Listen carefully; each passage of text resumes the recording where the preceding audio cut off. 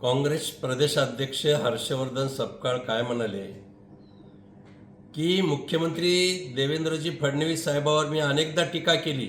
मी त्यांना जल्लाद म्हटलं, मी त्यांना औरंगजेब म्हटलं, मी वेगवेगळ्या प्रकारे त्यांची टीका केली, तरीही मला त्यांनी कधीच उत्तर दिलं नाही.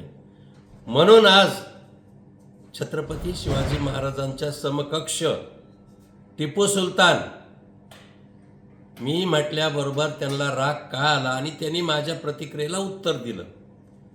आता मला बघा किती वेड्याचा बाजार आहे. हर्षवर्धन सपकाळ किती बिनडोक आहेत. मला त्यांना सांगायचं आहे की तुम्ही या राज्यामध्ये आमचे नेते देवाभाऊ यांच्यावर वैयक्तिक टीका कुणीही केली तरी त्या टीकेला ते कधीच उत्तर देत नाही. तुम्ही कोण कुठले, देवाभाऊ कुठं, तुम्ही कुठं, हा फरक तरी बघा.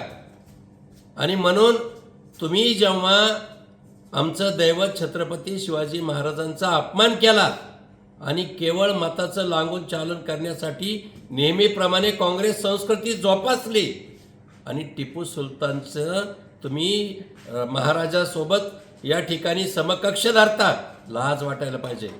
आणि म्हणून हा संताप माननीय मुख्यमंत्री साहेबांना झाला आणि म्हणून त्यांनी संतापाच्या भरात ती वैयक्तिक टीका नव्हती म्हणून त्या टीकेला उत्तर दिलं आणि जाहीर माफी मागावी अशी मागणी केली.